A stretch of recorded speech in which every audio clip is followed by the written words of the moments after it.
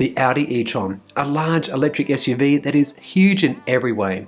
From its boot, length, weight and thirst, Audi's got a lot of things right in this car and a few things wrong. Find out more in this first impressions video.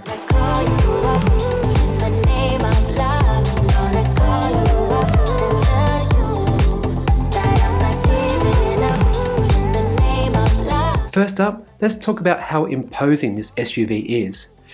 In this striking black colour, it's very much the business with confident lines and hallmark Audi notes, such as the 4 rings, grille that hints at a smile, and prominent headlights, which are active matrix LED types, meaning that they can change the light beam pattern so you don't dazzle oncoming cars.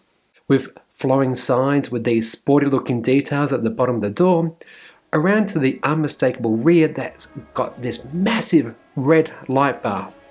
It's a lot of car, it's imposing and it's feature packed. From power lift opening, this 660 litre boot has a fancy metallic lip which will no doubt look very sad in no time at all, especially after too many luggage or pram loadings and unloadings. The grey carpeted boot has plenty of tie-down points, tethers, side baskets and even more storage under the floor, with a full-size tyre, subwoofer and heaps more space. With the rear seats folded near flat, total capacity is 1725 litres. Huge, and that's today's key word. Under the hood up front, you've got a legacy brand not shying away from its roots with a very busy tech fit out. I don't know, there's like air compressor here, windscreen fluid spot and stuff. I guess it makes it easy to service if you need to. In addition to the 1700 litres in the rear, in the fruit, that's Australian for frunk to my American colleagues, you can store about 60 litres of stuff in this space. Albeit not too generous because it's not exactly tall, it is wide but it's not tall. Bit of a missed opportunity really. For viewers who love numbers, here's a quick list for you. Drag coefficient 0.28, helped by that grille and intake side vents. Length 5 meters, width nearly 2, and height 1.6. Dimensions similar to a Tesla Model Y, but the e-tron is 25 centimeters longer. This being the e-tron 50, it gets a 71 kilowatt hour battery, which can be filled from either side of the car with these futuristic motorized ports. Love this, a good solution for charging bays that may have a weird configuration. Using a 400 volt architecture, the Audi e-tron has a CCS combo Type 2 socket, which can take up to 11 kilowatts AC or 150 DC, meaning recharge times at home could be done in under 9 hours. I'll talk more about range and efficiency later, but in general, I like the look of the Audi e-tron. It's a popular form, it's modern, dramatic and stately. All good things for a premium SUV. Moving to the interior, let's start with the rear. There's large amounts of space for passengers with a near flat floor. Accommodation for the 3 passengers and ISOFIX for 2. I wasn't able to test the ISOFIX points with my limited 2 hours with the car. From what I've seen, you can easily install 2 forward or backward facing carriers and transport a kid between the 2.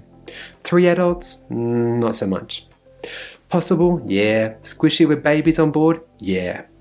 For that lovely armchair experience, you've got fold-down center armrests with semi-hidden cup holders, lots of headroom, good under-thigh support, and an absolute blessing for rear passengers, their very own dual-zone climate control system with no less than 4 vents.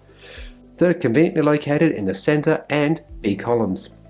Equipped with USB and 12-volt sockets, the rear seats can fold down in 3 parts, which will make transporting stuff a breeze. The rear is a comfortable place to be. Moving to the front and boy, I'm in love. A good mix of high quality materials, mostly. A commanding driver's position with thanks to its increased ride height. The cockpit has 3 screens. A driver's digital display that is large and easy to see in direct sunlight. On it you can display various things like maps, speed, car settings and more. At the same time you can also see where you are on the center top screen, which acts as the main infotainment system. There's a lot that it can do, but in today's video I won't go into very much detail, but will in a future review. Resolution is great with 360-degree camera view system helped by all-round sensors.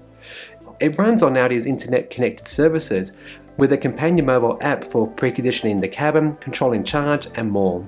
The head unit can also do Apple CarPlay and Android Auto. Tesla, are you listening? Below it, you've got this awesome HVAC screen plus the ability to control more settings, seemingly in duplication to the one above. But a feature that should become the norm is haptic feedback. Just like how you interact with your phone and you get that sensory information every time you touch it, think about typing. This does the same thing. Change the temperature up or down, it actually gives you a bit of a vibration through that screen. It's awesome, it actually helps you understand maybe what you're doing when you're not actually looking at it. The only thing I didn't like about this system, however, was its click sounds, which sounded like acrylic nails tapping on a screen. Yeah, I'm sorry to say that I've just said that and I might have planted it in your head and now you can't unhear it, but it was pretty annoying. Thankfully, you can turn it off in settings. Seats are leather and 10-way adjustable and comfy for those long drives. Steering column is electrically operated with controls on both sides of the wheel to control the infotainment system, calls, car settings and more. In my limited time with it, I found it very intuitive and very much like with VW's Highline system. So if you're used to that, this is basically the same thing anyway. Sitting between the two front seats is a center console which has a rather deep bin, making drink removal potentially challenging if you're not too careful. That horizontal slot is for your mobile phone with wireless charging, and there's a large cubby hole to the rear. To start the car, you put the foot on the brake and press the button, and everything comes alive, including a little magical note. To drive, you use this funky slider doobie what's up, pull it backwards to drive forwards, and push it towards the front of the car to go reverse, and press that P button to engage park. Driving the Audi e-tron is very nice with thanks to its adaptive air suspension. Changing drive modes not only changes the acceleration profile but also the height of the car. Potholes, bumps, road imperfections were absorbed well with no audible thump and sound levels very quiet with thanks to that acoustic glass. Body roll was non-existent on city and highway driving that I did, but being a very heavy vehicle like it is and its large dimensions, I don't think you want to throw this around on twisty side roads, no.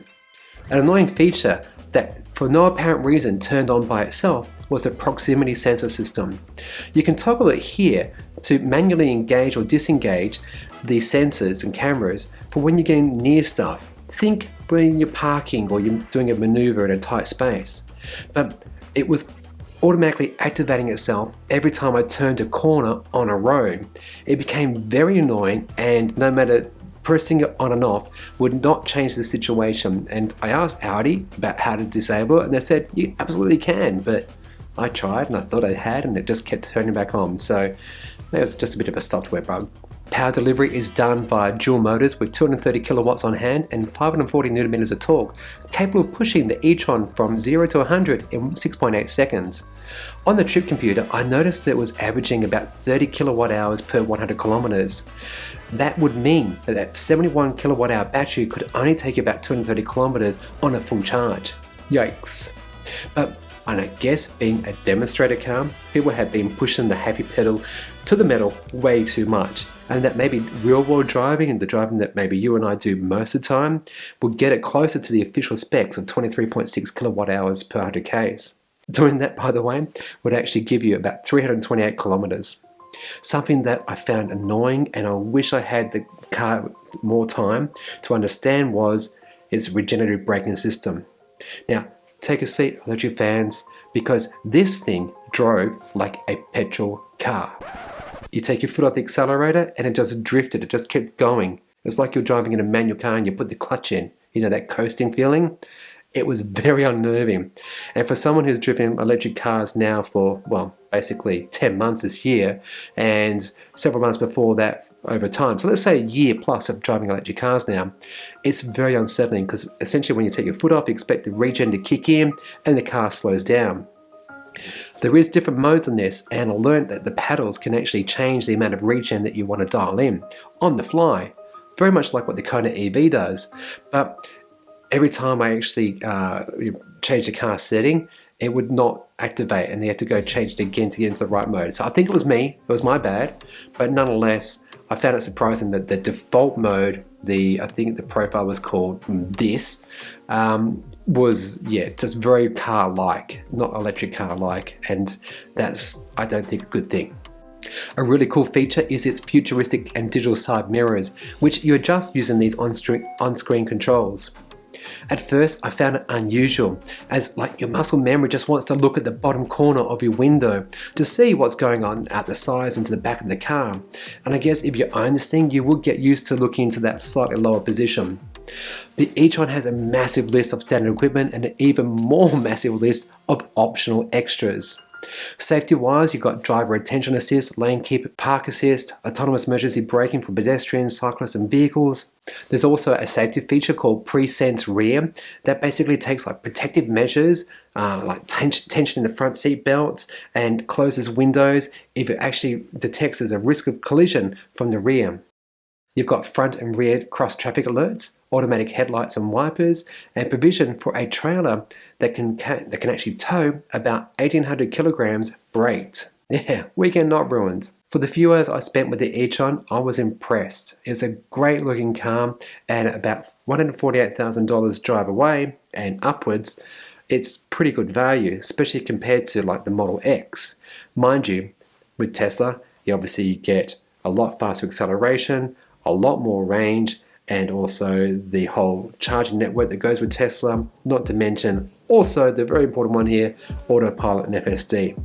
Nonetheless, people who like Audis, love Audis, I think could be very easily swayed to this car. It's very compelling, and price-wise, sure, it's a bit more than the petrol equivalent, but there's merit in it, and I can understand why people would buy them.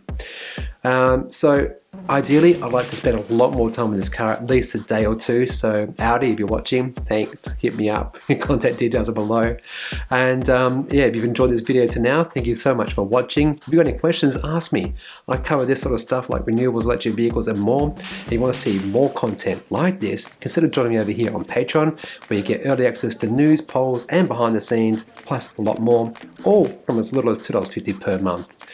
And then, as per usual, please be good and be green. Did you remember what happened? Remember stepping to the club, right? Did you only turn it up, right? She was rocking to the song, you were lurking all along, even touched your ding dong, right? So tell me, what's at your face plans when you put your hands in her